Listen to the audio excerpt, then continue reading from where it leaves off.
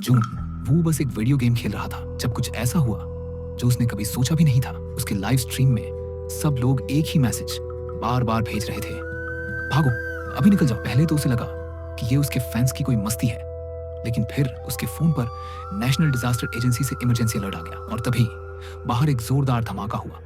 फिर नीचे से चीखें सुनाई। कंफ्यूज होकर जून वो बालकनी में गया। जो उसने वहां देखा वो देखकर उसके होश उड़ गए। बाहर पूरा शहर पैनिक में था।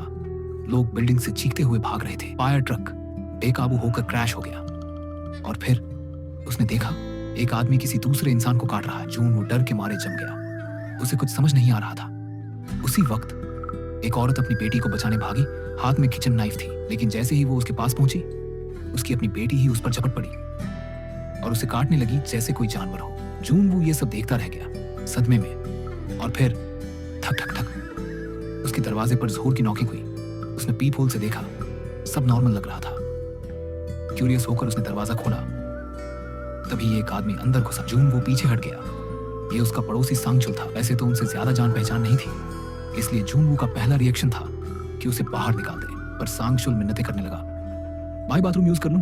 बस अभी जाता हूं। जून वो ने हिचकिचाते हुए हाँ कर दी और टीवी चालू कर दिया। टीवी पर जो खबर चली उससे सब साफ हो गया।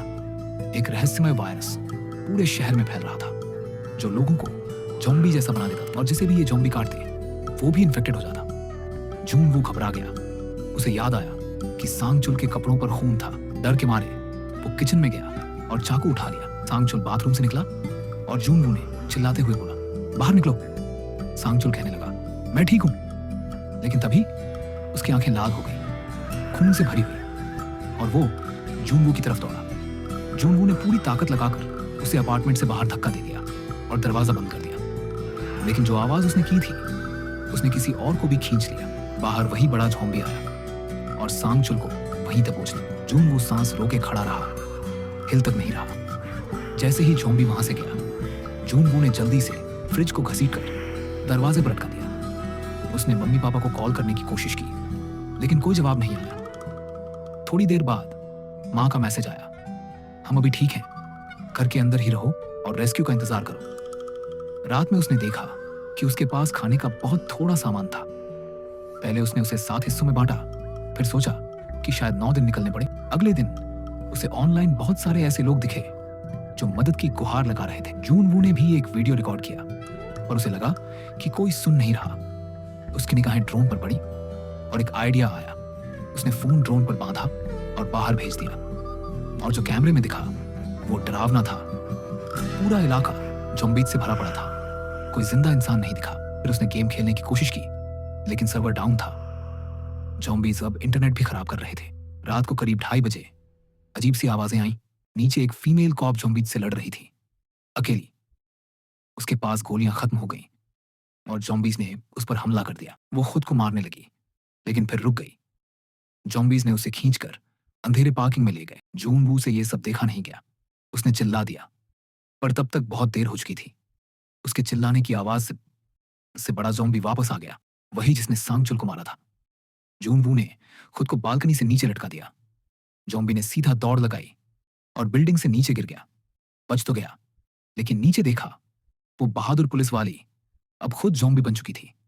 अब जून वू ने सब छोड़ दिया। डैड की शराब पी, इंस्टेंट नूडल्स खाए, मन हुआ रो लिया, लेकिन शांति ज्यादा देर टिक नहीं पाई। खाना खत्म हो गया। इसी बीच माँ की वॉइस मैसेज आई, पर सिग्नल नहीं था। जून वो खिड़की से बाहर निकला रिस्क लेकर, और जैसे तैसे सिग्नल मिला, लेकिन उसमें सिर्फ मम्मी पापा की चीखें सुनाई दी। ज़ॉम्बीज़ ने उन्हें भी पकड़ लिया था। अब जून वो टूट चुका था। उसे जीने की इच्छा ही नहीं रही।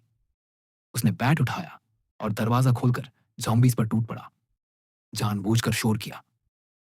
ज़ॉम्बीज़ झुंड में आ गए। वो भागा, एक तरफ से दौड़ा, फिर सीढ़ियों से नीचे कूदा और बच निकला।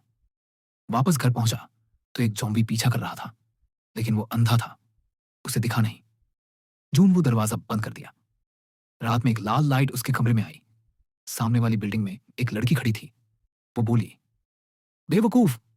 लेकिन जून वो को पहली बार खुशी हुई। वो अकेला नहीं था। लड़की का नाम था किम और वो काफी स्मार्ट थी। जैसे जैसे दिन बीते उन्होंने खाने का लेन देन भी शुरू कर दिया ड्रोन से, लेकिन एक ज़ॉम्बी ने उस रस्सी को पकड़ लिया और किम को गिरा दिया। वो फायरमैन जॉम्बी था और ऊपर चढ़ने लगा। जून वू ने अपना ड्रोन भेजा और किसी तरह उसे रोका। शाम को बारिश हुई। दोनों ने पानी जमा किया। किम ने दूर एक फ्लोर देखा जहां एक भी जॉम्बी नहीं था। अब उनके पास एक ही ऑप्शन था, उस फ्लोर पर जाना। किम पहले कूदी और जॉम्बी से घिर गई, लेकिन किसी तरह लड़ती रही। जून वो टाइम पर पहुंचा और उसे बचाया। 8वीं मंजिल पर पहुंचे, दरवाजा बंद किया, लेकिन और जॉम्बीज आ गए। अचानक एक दरवाजा खुला और किसी ने उन्हें अंदर खींच लिया। वो आदमी बड़ा शांत दिख रहा था। उसने पानी दिया, खाना दिया और कहा कि रेस्क्यू टीम आ रही। पर किम को शक हुआ, फोटो इस आदमी से मैच नहीं कर रहे थे। तभी जून वो बेहोश हो गया, फिर किम भी। जब किम उठी तो सामने एक फीमेल जॉम्बी बंधी हुई थी, आदमी की बीवी। वो उस जॉम्बी से इतना प्यार करता था कि उसे जिंदा रखने के लिए लोगों को उसका खाना बना रहा था। जून वो ने बंदूक तानी, लेकिन वो आदमी मुस्कुराकर रस्सी छोड़ देता है। किम किसी तरह बच जाती है और गोली मारकर उस कपल को आजाद कर देती है। पर गोली की आवाज से पूरे जॉम्बी अंदर आ जाते हैं।